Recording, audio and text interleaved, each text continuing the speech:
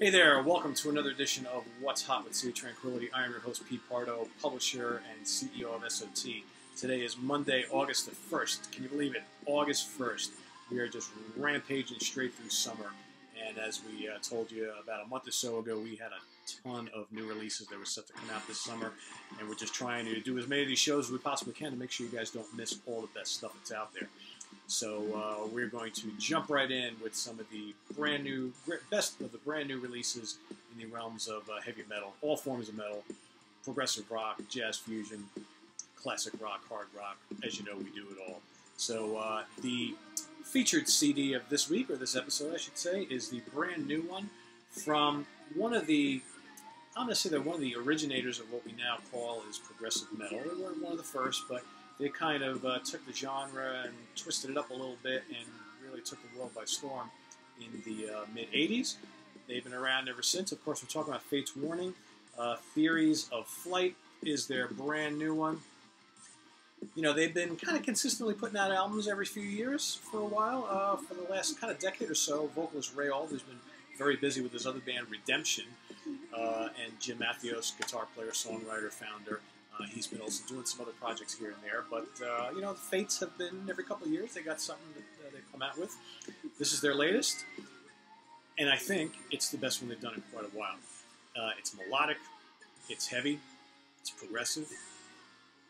Some catchy moments on here. There's some really heavy moments on here. Some stuff is really complex. Some of it's epic. Ray Alder sounds great on vocals. You know, I probably told you guys this before. I have been probably more into the Redemption stuff over the last 5 to 10 years than I have the Fate's Warning stuff. Not that I don't like the last couple Fate's Warning releases, I do.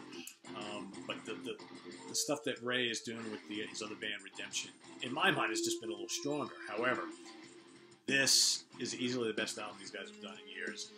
And, you know, it's dark, it's heavy, it's menacing, but there's a lot of good melodic stuff on here. It's, you know, a lot of really, really good tunes. Some longer tunes, some shorter tunes. As you can hear, some sizzling guitar work.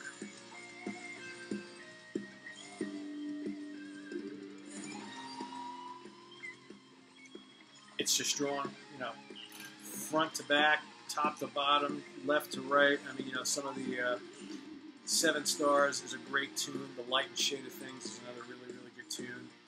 What else we got here? The Ghost of Home, the title track. You know, what can I say? It's all really, really strong. This is one of those albums that from the very first listen, dug it quite a bit. So I highly recommend it. It's going to be up there, one of my favorites of the year. I'm sure it will be yours too. Moving right along. And of course, that was on Inside Out Records. And we're going to stay on Inside Out Records with another fairly new one. It's titled The Invention of Knowledge. It's by a collaboration between John Anderson, ex-Yes vocalist, and Werner Stolt, guitar player from the Flower Kings and Transatlantic and all sorts of other projects. There's that bad boy right there. This is another really good one. You know, quite frankly, I wish Yes had made an album. You know, the last couple of Yes albums have been decent, you know, not great, decent. None of them have been as good as this. John still sings really good. His vocal melodies are there.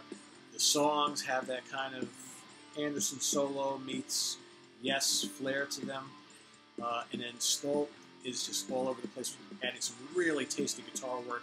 He seems to be trying to go for a Steve Howe sort of thing on this album, which is not a bad thing, and which, you know, kind of will give the Yes references along the way. You know, I wish there was a little bit more kind of lead keyboard work, but there's some really nice keyboard accompaniment on here. The songs are really good. They're melodic. You know, they're very, very interesting. A lot of lyrics, a lot of vocals. I mean, vocally, this is just as much a vocal as it is a kind of musical album. And I think these two guys work really, really well together. So I'm hoping that we'll see more from them in the future. This is not just a one-off. You know, of course, we've got Anderson getting ready to go on tour with Trevor Rabin and Rick Wakeman. Can't wait for that. You know, but hopefully he comes back to, you know, he and Roy get back together at some point down in the future. By the way, just to get back to the Fate's Warning, this is an amazing song. It's that 7 Stars song. killer tune. I mean, this is like one of the most memorable prog metal songs I've heard in a while. It instantly grabs you. Anyway, so Anderson Stolt, check it out. All right, so we're gonna go over to our friends from Europe over there. Gojira Magma is their latest for Roadrunner Records. You know, folks love these guys. I do too. Their last 3 or 4 albums have been quite good. They're very unique. You know, are they death metal? Sort of. Not. They incorporate a little bit of gent here and there, atmospheric metal. I mean, they kind of do it all. They got some great riffs. Their songs are ultra catchy and heavy. I like this. Not love it yet, but I do like it a lot. You know, the thing is, the standards for this band are pretty freaking high. So their last couple albums have just been off the charts great. There's some really, really good stuff on here. I would say right now, you know, I've only had this about a week. I would say about half the songs I really dig a lot. And they're typical Gojira, heavy with those inventive riffs and pick scrapes and all that kind of stuff. The other half of the album is kind of atmospheric, laid back, some clean vocals settling in. It's a catatonia, that sort of thing, possibly. Still trying to digest that. But what's good on here is very, very good. The rest, I'm still getting used to. So put this one sort of on the fence. I like it. Don't love it yet. That may change. Give it another couple weeks. But I know a lot of people are really digging it. Some people I know don't like it at all. So you be the judge. Gojira Magma. All right, I'm going to pop back over to Prague once again for the latest from California keyboard virtuoso. A friend of mine, Erik Norlander, a rocket scientist, plays with all sorts of people. He was with Asia for a while. His latest is called Surreal. It's kind of a sequel to the Galactic Collectic, which he released a bunch of years ago. It's great. It's mostly instrumental. Fantastic melodies. Keyboard and guitar work is off the charts good. He's got his wife, Lana Lane, the majestic, magical, the gorgeous Lana Lane, singing on the title track. I like everything this guy does. He is, without a doubt, one of the greatest keyboard players we've had coming out of the scene over the last, 20 years. And he needs to get more recognition as far as I'm concerned. This guy can do it all. There's just some wonderful playing on here. But the thing is, the songs are really, really memorable. You know, it takes a lot to make an instrumental song instantly memorable. First time I listened to this, I think more than half the tunes were stuck in my head, just like that. So really, really good stuff. It's symphonic, bombastic. Some stuff is a little more laid back, but it's just, it's total prog tour de force. So again, Surreal by Erik Norlander and friends. Check it out. Sticking on Prague, and we're going to go over to Frontiers Records now. This is the latest from CIRCA. It's called Valley of the Windmill. CIRCA, of course, is Billy Sherwood, current bass player, backing vocals for Yes. Billy's been kind of in and out of Yes over the last 15, 20 years. Tony Kaye, also in the band. Tony was the original keyboard player for Yes up until the Yes album, and then Rick Wakeman came in, he was gone. Billy and Tony have been kind of playing together on and off for a while, doing various projects. They've had the CIRCA band going for a while. Again, this is another one of those albums that, and it's pretty damn good. I wish Yes would put out an album like this. You know, the last couple of Yes albums, we said it before, we were talking about the Anderson Stolt. The last couple of Yes albums are okay, but man, something's missing. You can hear it in here. All the kind of stuff that's going on here, I wish Yes was doing. I mean, you know, Billy switched over to guitars predominantly for this album and vocals.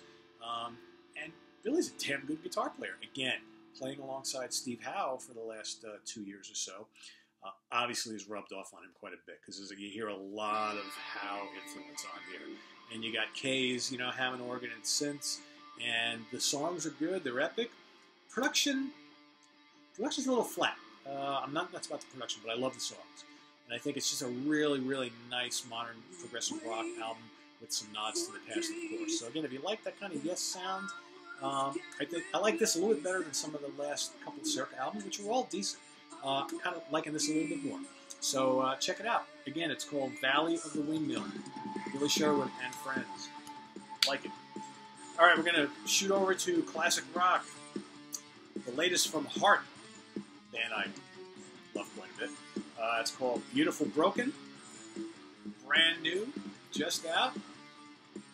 Bunch of original tunes. A couple of remakes of some of their older obscure stuff from the last couple albums and going further back into the discography.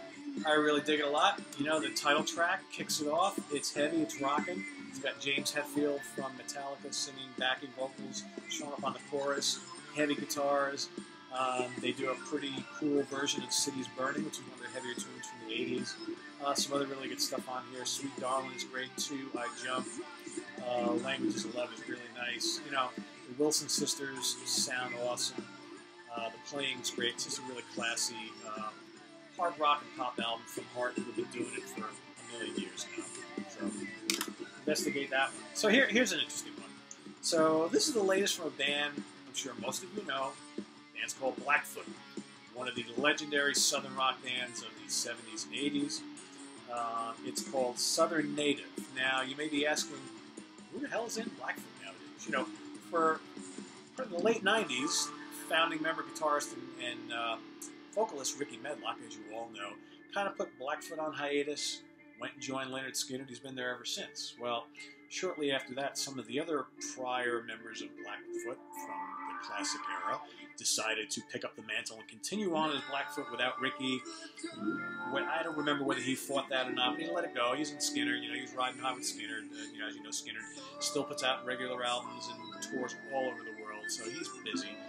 Well, you know, that version of Blackfoot kind of, you know, they played the clubs. They've been kind of tooling around the scene for a while. And about 2 or 3 years ago, or thereabouts, Ricky decided, you know what, I'm going to officially put Blackfoot back together. So all of the stuff that's going on as Blackfoot, cease and desist. Your services are no longer needed. But I'm going to put together a brand new band. I'm not going to really be in the band, but this is going to be Blackfoot going forward.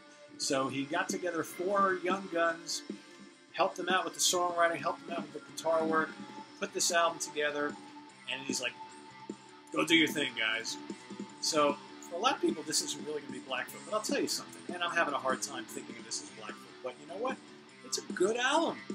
It's, you know, it's like, think of the modern country, modern southern rock with a little bit of that kind of crossover country flair that you see a lot nowadays.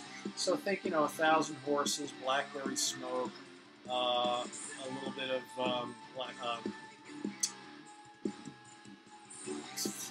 Florida Georgia line, heavier of course, Blackstone Cherry certainly. It's heavy in spots, some of it's kind of poppy and commercial, that little country bent. But, you know, some of the tunes have that ripping slide guitar, southern rock, classic sound that we all know and love. Vocals are really strong. The melodies are there. The tunes are memorable. You got the lead guitarist in the band who also sings, ripping it up with Ricky. You know, it's, for what it is, it's actually really good. It'd be interesting to check them out on tour and see, you know, them playing some of the new tunes and all the classic Blackfoot stuff. You know, Ricky's not there, which is kind of strange. But I can't help but tell you how solid this album is. You know, I dig it. You know, when I first reviewed it, I liked it, but I was like, I had a lot of reservations before I listened to it. The more I dig it, the more I'm kind of accepting it for what it is, though. You know. So anyway, if you like old classic Blackfoot, it's not that, but it's, think of it as a new band going by the name of Blackfoot. If you like that kind of modern southern rock type thing, I think you'll dig it. So here we have a brand new album on Angel Air Records from a band that kind of made a semi-splash in the early 70s on the proto-metal scene, I'm going to call it hard rock back then. Their debut album was produced by Ian Gillan of Deep Purple fame. The band then broke up and it was history, morphed into a couple other bands, and then a few years ago, the original vocalist and one of the other original members, who now all he does is contribute lyrics, decided to put the band back together with various guest stars and, you know, all sorts of people on here, including Jeff Downs from Asia, and now with Yes, and various other people. Nick DiVirgilio, formerly of Spock's Beard, also plays drums on here. And anyway, the band is called Jerusalem. Did I mention that? Did I not mention it? Well, I'm mentioning it now. And this new one is called Cooler Than Antarctica. Kind of a bizarre title, bizarre cover, bizarre back, you know. But, you know, as with the last couple of Jerusalem releases that have come out over the last few years, this ain't Jerusalem that we knew from that first album of 40 years ago, 40 plus years ago. This isn't heavy rock, proto-metal type of thing. I would say this is more of, it's got some proggy bits to it. It's very melodic. It's kind of, production is kind of glossy. There's some moments of hard rock and pop, a little bit of prog, good guitar work, good keyboards. Vocals very, very solid. You know, the original singer still can sing very well. I like it. It's good. It's solid. It ain't Jerusalem. So, you know, we're talking two bands here that are like going by the names of their, you know, old lineups and all that kind of stuff. And there's not a lot of remnants of their, you know, original days on the new stuff. But it's not to deny the fact that this is a pretty good album. You know, I reviewed it recently, gave it 3.5 stars because it's good. The songs are good. It's catchy. It's not the Jerusalem I remember, but I like it. Dig it. Angel Air Records. Jerusalem, cooler than Antarctica. It'll feel like a little bit of AOR in your prog, or a little prog in your AOR. Not a bad choice. Give it a listen. So now, to finish this up for the day, we're going to go to Forgotten Favorites, where we take a look at a album from yesteryear or very recently that's near and dear to me, but maybe no one talks about anymore, or back in the day never really got a lot of due that it should have had. So we're going to go back to 1971 here, a band that I've been kind of listening to a lot the last week or two, that I like quite a bit. This is a band that I think most people know based on one or two songs. One of them is Radar Love. So the band, of course, is Golden Earring. The album is called Seven Tears from 1971. And no, Radar Love is not on this album.